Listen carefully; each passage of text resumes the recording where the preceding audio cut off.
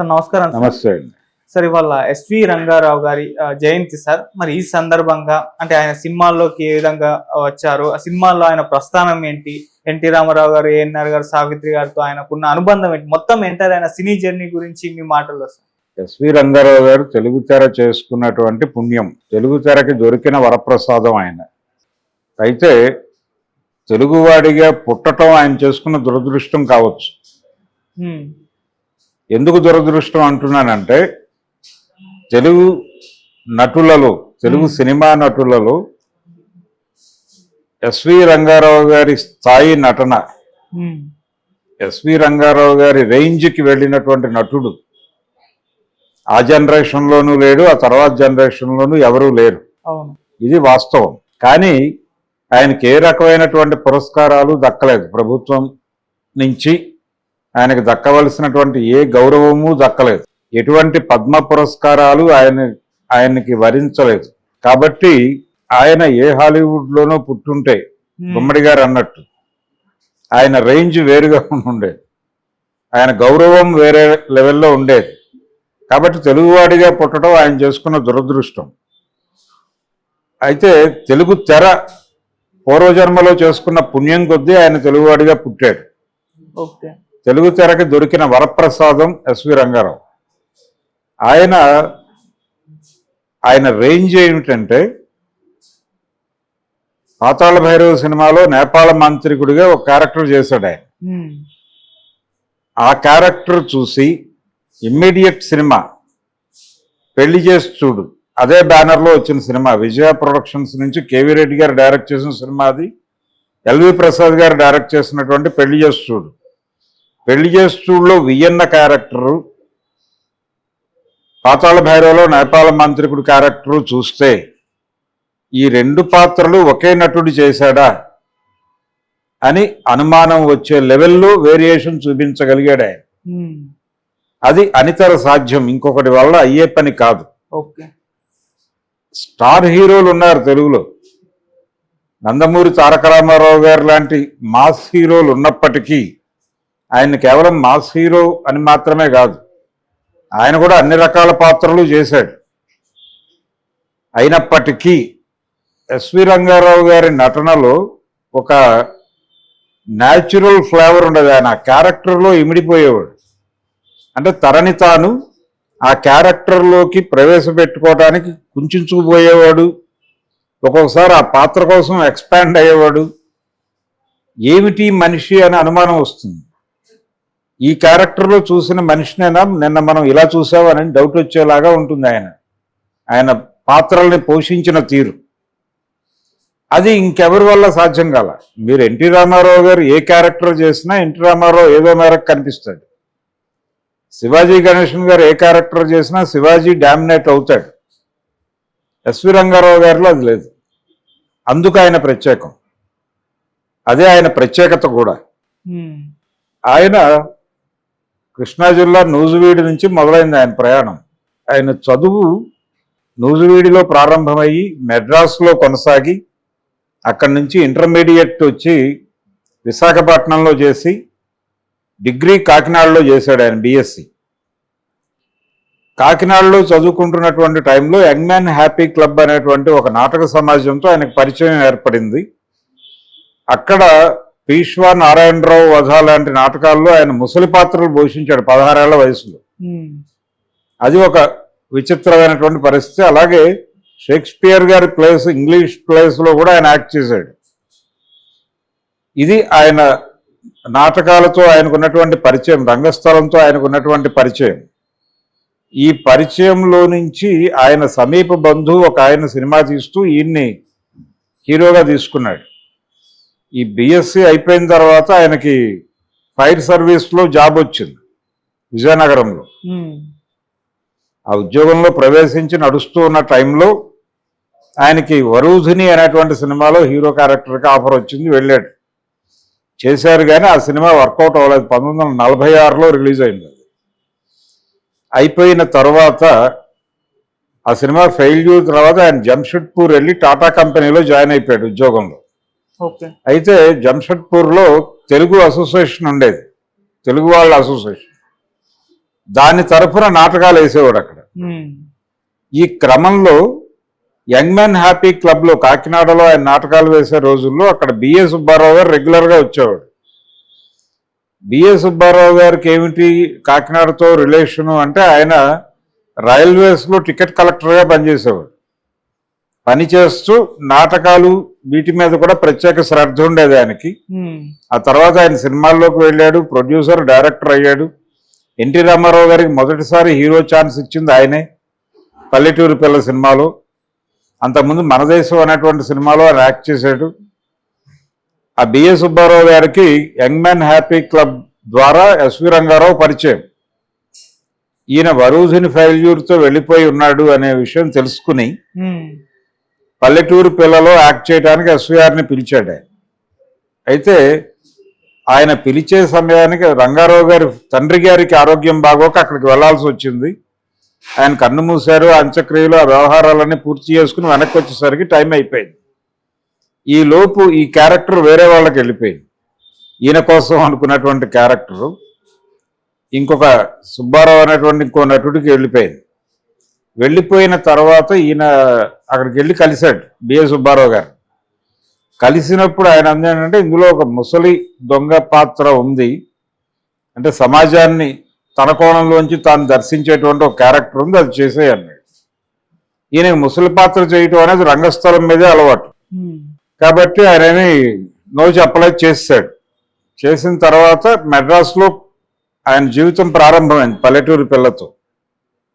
ప్రారంభమైన తర్వాత విజయ అనేటువంటి బ్యానర్ ప్రారంభమైంది. అప్పుడే విజయవారి తొలి చిత్రం షావుకారులో ఎన్టీ రామారావు గారు హీరో. అందులో సున్నం రంగడు అనేటువంటి ఒక రౌడీ క్యారెక్టర్ ఎస్వి రంగారావుతో చేయించారు. బిఏ సుబ్బారావు సినిమాలో చూసి ఆ క్యారెక్టర్ ఆఫర్ చేశారు ఎల్వి ప్రసాద్ గారు. ఆ క్యారెక్టర్ చేసిన తర్వాత ఆయన్ని విజయాలో పర్మనెంట్ ఆర్టిస్ట్గా తీసేసుకున్నారు. ఎన్టీ రామారావు గారు ఎలాగైతే పర్మనెంట్ ఆర్టిస్టు, ఈయన కూడా అలా మారిపోయాడు.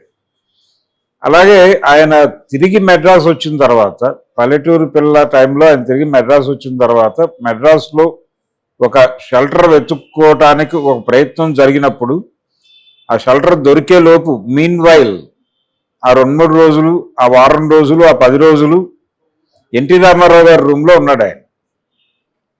రామారావు గారు, టీవీ రాజు గారు, తాతినేని ప్రకాశ్రావు గారు కలిసి ఒక ఇంట్లో ఉంటుంటే ఈయన కూడా వెళ్ళి అక్కడ తలదాచుకుని తర్వాత తన షెల్టర్ దాన్ని చూసుకున్నాడు. అలా ఒక రిలేషన్ ఉండేది ఎన్టీఆర్తో ఎస్వి రంగారావుకి. అయినప్పటికీ రంగారావు గారిలోని నటుడి పట్ల చాలా విధేయతతో ఉండేవాడు ఎన్టీఆర్. చాలా సినిమాల్లో వాళ్ళిద్దరి మధ్య ఆ పోటీ కనిపిస్తుంది. ఎస్వి రంగారావు గారిని టార్గెట్ గా పెట్టుకున్నట్టుగా కనిపిస్తాడు కొన్ని సందర్భాల్లో ఎన్టీఆర్. అంటే ఆయన చేసిన పాత్రలు తను చేయాలని తపన పట్టడం. ఆయనకి నర్తనశాలలో కీచకుడి పాత్రకి విపరీతమైన పేరు వచ్చింది. జకార్తా ఫిల్మ్ ఫెస్టివల్లో ఆయన ప్రత్యేకంగా పిలిచి సత్కరించారు. అక్కడ ఈ లెవెల్ పెర్ఫార్మెన్స్ చేశాడు ఆయన. అది చూసి తాను కూడా కీచకుడు చేయాలి అనే ఉద్దేశంతో శ్రీమద్ విరాట పర్వం అనేటువంటి సినిమా తీశారు ఎన్టీ రామారావు. అలాగే ఆయన చేసినటువంటి అక్బర్ క్యారెక్టర్, నిజానికి దీనికి ఒక మాతృక ఉంది. పృథ్వీరాజ్ కపూర్ గారు యాక్ట్ చేశారు. పృథ్వీరాజ్ కపూర్ ఇన్ఫ్లుయెన్స్ ఎన్టీ రామారావు మీద ఉంది. అందుకని ఆయన అక్బర్ సలీం అనార్కలి అనే సినిమా తీశాడు తన బ్యానర్లోనే. రంగారావు గారు అనార్కలి సినిమాలో అక్బర్ వేశాడు కాబట్టి తను వేశాడు. అలాగే రంగారావు గారు వేసిన రావణుడి పాత్ర తను వేశాడు. రంగారావు గారు వేసినటువంటి దుర్యోధనుడు తను వేశాడు. కానీ పౌరాణికం చేసినా, జానపదం చేసినా, సాంఘికం చేసినా, చారిత్రాత్మకం చేసినా, లేకపోతే యాక్షన్ క్రైమ్ సినిమా చేసిన రంగారావు గారిది ప్రత్యేక ముద్రే. ఆయన ఎటువంటి అంటే పెర్ఫార్మెన్స్లు ఎలా ఉండేదంటే పోటాపోటీ వీళ్ళ మధ్య. పాండవ వనవాసం సినిమాలో ఘంటసాల గారు చాలా ఫెరోషియస్ గా పాడినటువంటి ఒక పద్యం నేపథ్యంలో భీముడు ప్రతిజ్ఞ చేస్తాడు. ఇది అంటే యుద్ధంలో నీ ఊరువులు పగలగొట్టి నెత్తురు తాగుతాను అని ఒక ప్రతిజ్ఞ చేస్తాడు. ఇది నడుస్తున్న టైంలో దుర్యోధనుడిగా రంగారావు గారు నటిస్తూ ఒక పాపులర్ డైలాగ్ ఉంటుంది, ధిక్ అసందర్భ ప్రలాపి అంటాడు ఆయన. ఈయన ఆవేశంగా చెప్పిన డైలాగు అంతకుముందు ఘంటసాల గారు చాలా అంటే ఉగ్రస్వరంతో పాడినటువంటి పద్యము, వీటన్నిటినీ అలా తీసి పక్కన పడేస్తూ ఆ డైలాగ్ ధిక్ అసందర్భ ప్రలాపి అని అంటాడు. అది చాలా పాపులర్ అయింది ఆ డైలాగ్. ఒక్కసారి గతుక్కుమంటాడు ఎన్టీఆర్ భీముడి వేషంలో. ఈ లెవెల్లో ఉండేది ఆయన పెర్ఫార్మెన్స్. అంటే అది డైరెక్టర్ చెప్పి చేయించుకున్న సన్నివేశమే కావచ్చు, కానీ ఆడియన్స్కి భలే కొట్టాడు అనేటువంటి ఒక ఇంప్రెషన్ ఇచ్చినటువంటి సందర్భం. ఇలాంటి ఝలక్కులు ఇచ్చినటువంటి సన్నివేశాలు ఎస్వి రంగారావు గారి జీవితంలో కోకొల్లలు. ఆయన ఒకవైపు కృష్ణ గారి యాక్షన్ సినిమాలు, వాటిలో కౌబాయ్ సినిమాలు, వీటిలో కొన్ని విచిత్రమైన గెటప్ ఉన్న క్యారెక్టర్లు చేస్తూ, ఇప్పుడు జగజ్జట్టీలు అనే సినిమాలో ఆయన ఒక టిపికల్ క్యారెక్టర్లో కనిపిస్తాడు. దాసరి నారాయణరావు గారు డైలాగ్ రైటర్ ఆ సిరీస్కి. జగజ్జట్టీలు, జగజ్జంత్రీలు, జగత్ కిలాడీలు, ఇలాగా ఎరా గూట్లే అనే డైలాగ్ అక్కడి నుంచి పుట్టింది. దాసరి గారు రాసిన డైలాగ్. అది రంగారావు గారు డెలివరీ చేసినటువంటి పద్ధతి జనాలకు విపరీతంగా క్యాచ్ అయిపోయింది. అది అలా ఏ క్యారెక్టర్ చేసినా ఆ జానర్లో ప్రత్యేకంగా కనిపిస్తాడు ఆయన. అంతకు ముందు సినిమాలో అదే సమయంలో వచ్చినటువంటి 12 కాపురం సినిమాలో ఇంటి బాధ్యతలు భుజాన మోసేటువంటి ఒక పెద్దన్నగా కనిపిస్తాడు. ఆ పెద్దన్నే కనిపిస్తాడు రంగారావులో. అలాగే ఆయన ఘటోత్కచుడిగా నటించినటువంటి మాయాబజార్ సినిమాకి ఆయనే హీరో. ఆ సినిమాలో యాక్చువల్ కథ ప్రకారం హీరో అక్కినేని నాగేశ్వరరావు గారు అభిమన్యుడి పాత్రలో. అభిమన్యుడు హీరో ఆ కథలో. కానీ అభిమన్యుడిని 4వ స్థానంలోకి నెట్టేశారు. మొదటి స్థానం రంగారావు గారు, 2వ స్థానం సావిత్రి, 3వ స్థానం ఎన్టీఆర్ అనుకుంటే 4వ ప్లేస్లోకి నాగేశ్వరరావుని గుంజారు ఆయన హీరో అయినప్పటికీ ఆ సినిమాలో. సో మాయాబజార్ హీరో హీరోయిన్స్ ఎవరు అంటే ఎవరైనా చెప్పేటువంటి సమాధానం ఎస్వి రంగారావు, సావిత్రి. ఆ రెండే కీలకం సినిమాలు. ఆ సినిమాని రన్కి దోహదపడింది వాళ్ళిద్దరే. సపోర్టివ్గా రామారావు, నాగేశ్వరరావు నిలబడ్డారు అంతే. ఇది మీ ప్రతి సినిమాలోనూ కలిసి అప్పు చేసి పప్పుకుల్లో ఆయన సావిత్రి తండ్రిగా అదరగొట్టేస్తాడు. అలాగే పెళ్లి చేసి చూడలో కూడా సావిత్రి తండ్రి ఆయన. ఎల్వి ప్రసాద్ ఆ సినిమాకి ఈ సినిమాకి కూడా డైరెక్టర్. అయితే ఆ సినిమాలో ఆయన పక్క వాళ్ళకి హెల్ప్ చేయడం కోసం తను కష్టాల పాలైపోతూ ఉంటాడు. విచిత్రమైనటువంటి హామీలు ఇచ్చేస్తూ ఉంటాడు అవతల వాళ్ళకి, ఏం పర్లేదు నేను ఉన్నానని. అవి ఒకసారి జరగనప్పుడు అందరూ వచ్చి తిడతారు. ఆ టైంకి ఆయనేమో రక్షకుడిగా కనిపిస్తాడు.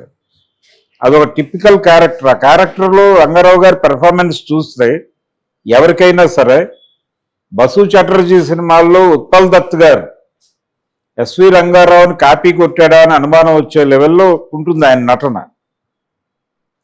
ఇలా రంగారావు గారు హీరో పాత్రకి వచ్చినప్పటికీ ఇండస్ట్రీకి విలన్ గాను, క్యారెక్టర్ ఆర్టిస్ట్ గాను చాలా అద్భుతమైనటువంటి పెర్ఫార్మెన్స్తో తెలుగు తెరని మించిన కీర్తి సంపాదించాడు ఆయన.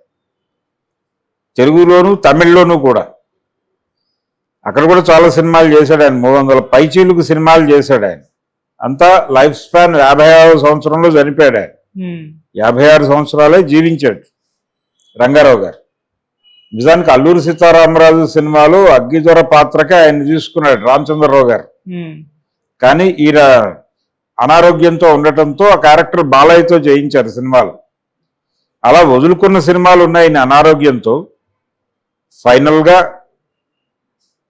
ఆయన తెలుగు తెర మీద అంటే ఎవరు చనిపోయినా కానీ ఈ లోటు తీర్చలేనిది, తీరనిది అని మాట్లాడుతూ ఉంటారు.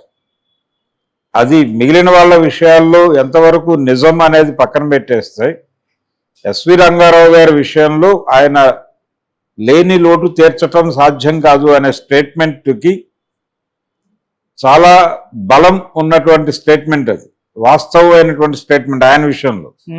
నిజంగానే ఆయన మరణం తెలుగు తెరకు తీరని లోటుగానే మారింది.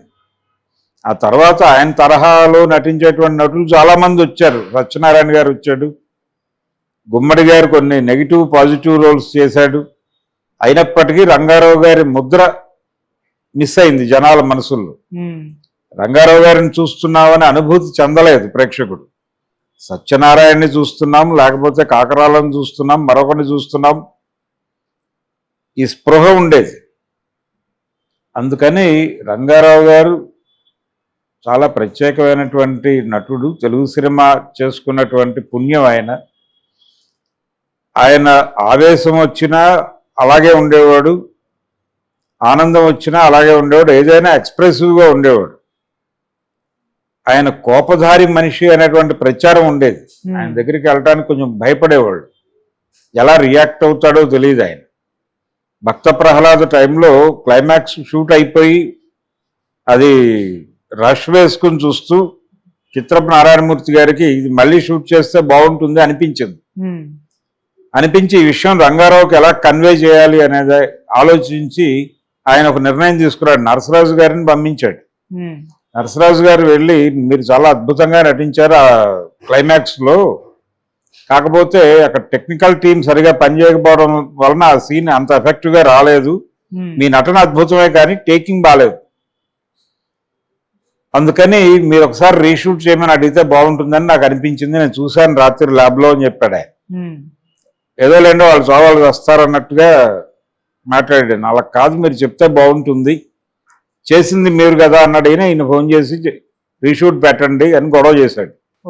వాళ్ళు కోరుకుంది కూడా అదే, వాళ్ళు అది కోరుకుని ఈ డ్రామాని డిజైన్ చేశారు. ఆ విషయం ఈయనకు తెలియదు. ఈయన చాలా ఆవేశంగా వెళ్ళి చేశాడు ఆ రోజు. ఇలా ఉండేది. అలాగే నంది పురస్కారాలు ఆయన చదరంగం అనే సినిమా డైరెక్ట్ చేశాడు. ఆ చదరంగంకి ద్వితీయ ఉత్తమ చిత్రం కింద నంది పురస్కారం వచ్చింది. ప్రథమ చిత్రం కింద ప్రథమ చిత్రంగా ఆ సంవత్సరం సుడిగుండాల సినిమా వచ్చింది. అక్కినే నాగేశ్వరరావు గారు హైదరాబాద్లో కూర్చుని పైరవీలు చేసి తన సినిమాలకి అవార్డులు తెప్పించుకుంటున్నాడు అని బహిరంగంగా మీడియా ముందు రంగారావు గారు మాట్లాడేశాడు. ఆ తర్వాత ఆయన సుడిగుండాల సినిమా చూపించాడు ఆదుర్తి సుబ్బారావు గారు. చూసిన తర్వాత ఆయన మళ్ళీ మనసు మార్చుకుని అది కూడా చెప్పాడు ప్రెస్కి, నేను మొదట ఏదో కామెంట్ చేశాను కానీ ఇప్పుడు సినిమా చూశాను, మా సినిమా కంటే బెటర్గానే తీశారు అది అన్నాడు. అట్లా చదరంగంతో మొదలైంది. బాంధవ్యాలు అనేటువంటి సినిమాతో కొనసాగింది. బాంధవ్యాలు ఆయన ప్రమోట్ చేసినటువంటి హీరోల జాబితా ఒకటి ఉంది రంగారావు గారు. చంద్రమోహన్ ఆయనే ప్రమోట్ చేశాడు. అదే చంద్రమోహన్కి తన సినిమాలో అవకాశం ఇచ్చాడు. బాంధవ్యాల్లో ఆయన్ని లక్ష్మిని పేరు చేసి నటింపజేశాడు. ఇలా రంగారావు గారు ఎరా అంటే ఒక బీభత్సమే. ఆ లెవెల్ నటుడు, ఆ లెవెల్ వ్యక్తి ఆయన. అందరితోనూ చాలా పొలైట్గా ఉండేవాడు. అయితే కొన్ని విషయాల్లో క్రిటికల్గా కూడా ఉండేవాడు, టూ క్రిటికల్గా ఉండేవాడు. అది పక్కన పెట్టేస్తే రంగారావు గారితో పోల్చదగ్గటువంటి వ్యక్తి కానీ పోల్చదగినటువంటి నటుడు కానీ మరొకడు కనిపించాడు తెలుగు సినిమా పరిశ్రమలో. ఆయన తమిళ సినిమాల్లో కూడా యాక్ట్ చేశాడు. కానీ ఒక తెలుగువాడిగా తెలుగు వాళ్ళు గౌరవించాల్సినటువంటి సందర్భం, ఆ గౌరవాలని అందుకునేటువంటి అర్హత పుష్కలంగా కలిగినటువంటి నటుడు ఆయన రంగారావు గారు. ఈ రోజున రంగారావు గారి స్మృతికి మరొకసారి నివాళులు అర్పిద్దాం.